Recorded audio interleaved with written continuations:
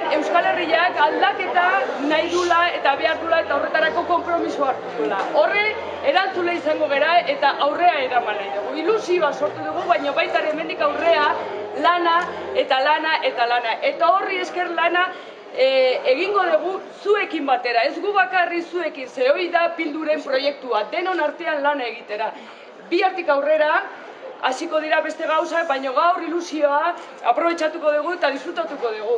Baina baita ere, orain arte egindako lana eta zuen parte hartzea denon arteko konpromisoa izan du da benetako irabazlea. Ez gera bakarrik hemen gaudenak.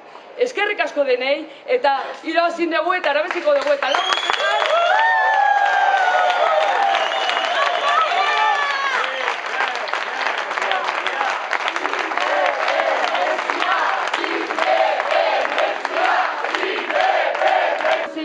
Ezkertiarra, abertzalea eta feminista.